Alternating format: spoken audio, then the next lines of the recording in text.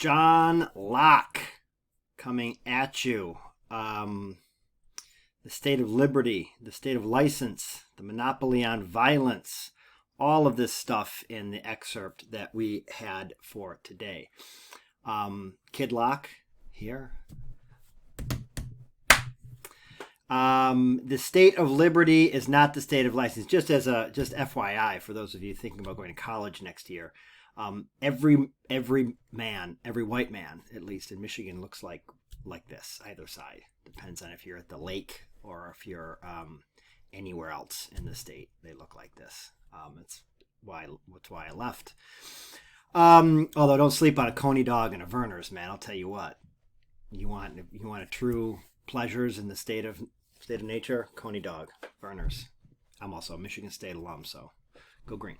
Okay, John Locke on the state of nature. State of nature for Locke is inspired by natural law.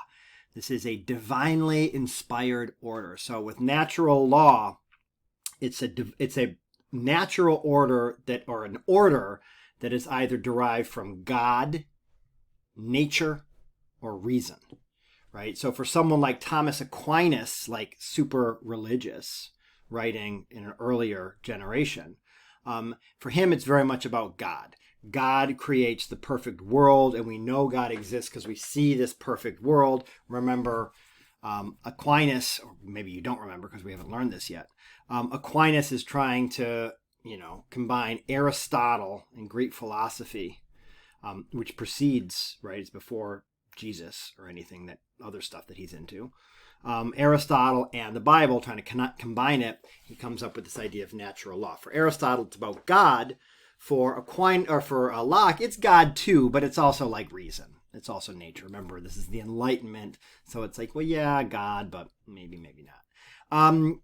So natural law is great, right? Natural law not so great in that, like, part of what is natural for many of these theorists is the idea of women being subordinate to men.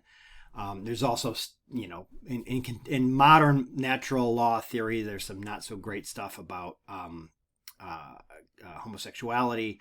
So, like, okay, it's good, but also, one has to question, right, how relevant it is in the 21st century. But very important for the Enlightenment, super important for Aquinas, very important for Locke, because remember the environment in which Locke is writing. He's writing in 1690 is the two treatise on government, so that's a long time ago. And he's pushing back against the idea of divine right, that kings or queens that God made them the king or the queen. Like, I mean, to us, it's like, you crazy? Like, it doesn't make any sense at all. So for Locke, he's pushing back against that that is not natural. So other hierarchies in natural law do say they're natural. Famously, the state of nature, the state of liberty is not a state of license. So just because you are living in Locke's conception of the state of nature, it is perfect liberty. Perfect liberty does not mean perfect license to do whatever you want, right? Kill people, harm people, steal. It's not that. The state of liberty is not a state of license. And this is rooted in natural law, right? That, like, killing someone, stealing it's wrong by nature. Right, that we can, through reason, through nature, or through God. I mean, God makes it more explicit, right? So we got the commandments or whatever, whatever your thing is. Most religions have something against murder, at least, right? Stealing and stuff like that.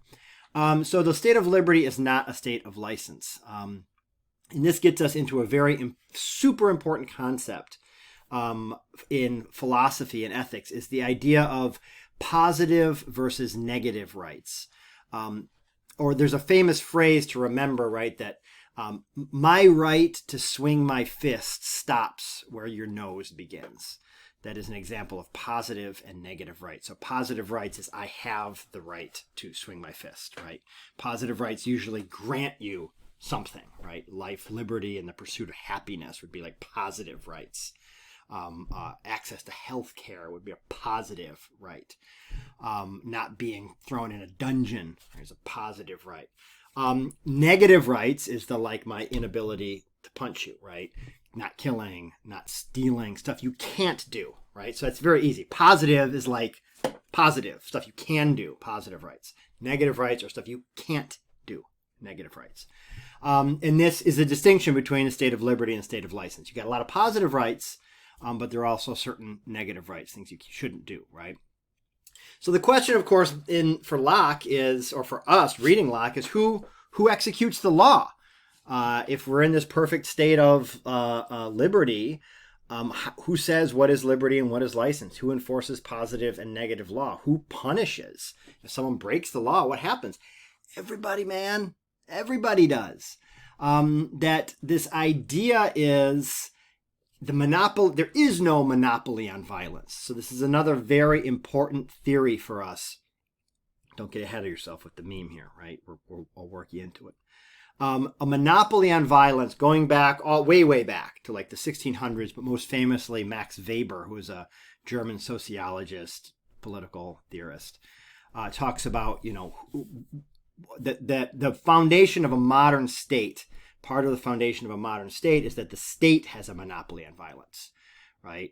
The military can kill people, police can kill people, an executioner can kill people, but regular people can't kill people. Right? Because the state has a monopoly on violence. And normal people don't. So this is a big question in post-Enlightenment political thought. Who has a monopoly on violence? Should there be a monopoly on violence? How do you check up, regulate, oversee a monopoly on violence, right? Can you? So for Locke, it's everybody, right? This is like him. The famous anarchist phrase, right, is no gods, no masters, but Locke is kind of not quite there yet, right? He's gonna, yes, God, no masters. But certainly for Locke, in his state of nature, there are no police. You don't need police, right? You don't want to have police for Locke in the state of nature because everyone should be in charge of enforcing the law. This is where for APUSH, right? For those of you who've taken, you don't even need to take APUSH to know this stuff about the Second Amendment and gun rights, right? Part of the idea that informed the colonists wanting to have, right, the right to bear arms is, right, bottom lock, not top lock. Part of the revolution is they don't like those redcoats. They don't like the policing of the Proclamation Line of 1763, all of that stuff. So they are their own posse, right? For better and for worse, right? There's plenty of examples in colonial America of people getting a posse together and doing some pretty bad stuff. In the South, it continues on for centuries, right? Anti-black, right, violence. But this is John Locke. John Locke is really, really radical. When you read what he's saying, it's very, very radical.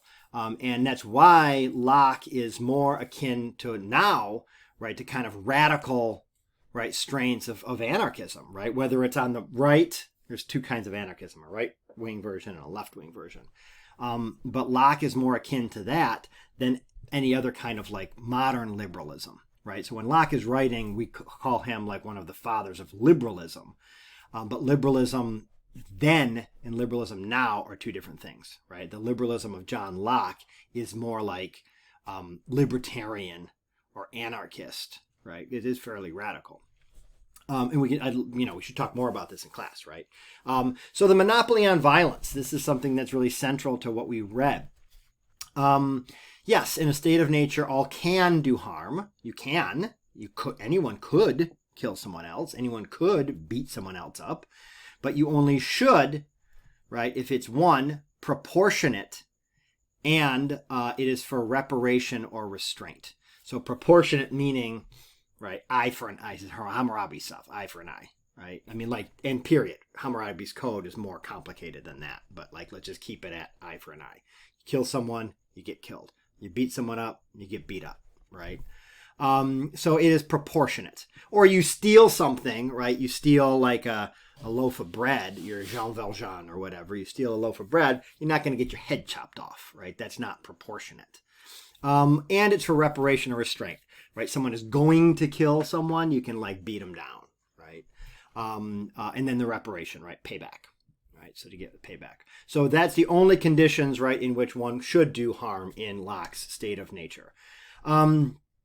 So the question then, is of course an obvious one of like, well, doesn't that negate the rules, right? If you can kill someone for killing someone, haven't you yourself killed someone, and then an eye for an eye and all the world goes blind or whatever kind of garbage, right?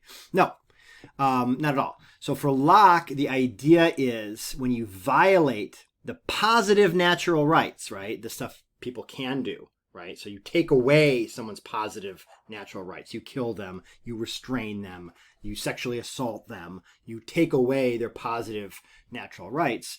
When you violate positive natural rights afforded to others in the social contract, you abrogate or like reject, you refuse your personal claim to those rights, right? So this is where we get the phrase that someone is an outlaw. You are literally outside of the law. When you break the law, you have located yourself not within the law, the social contract, positive, negative rights. You have taken yourself out of that, and you cannot then therefore claim any rights that you may be afforded within that, right? That bound community, right? So this is really important, right? That when you break the law, you're outside the law. So then people can do stuff to you, right? Because you're not in it anymore. You're not in the contract. So the critique, of course, is like, this is crazy, man. Like, what are you talking about? Everyone's just strapped and there's no police. And like, everyone's just kind of like eyeing everyone else and policing everyone else. Again, this is the colonial world, the colonies, the mainland colonies. This is what it's all about. So, of course, the critique is like, this is crazy. This is going to be chaos. People are going to be like, what is that movie where like you get 24 hours to like go loco, do whatever you want, and like everyone's killing each other and stuff or whatever. I don't know why I would just like, if you could just do why wouldn't you just like hack into like the Federal Reserve and like take a bunch of money? Like, I don't understand why murder is the thing. It's not what I would be trying to do. Like, kill people. I'd be trying to like, like hack into like, I don't know, database and get rich. Anyway, that the critique is people are going to go crazy and it's going to be bad. But Locke, this is like the mic drop, is he says, if you don't trust all this diffuse power among the community, then why in the heck would you give it to one person?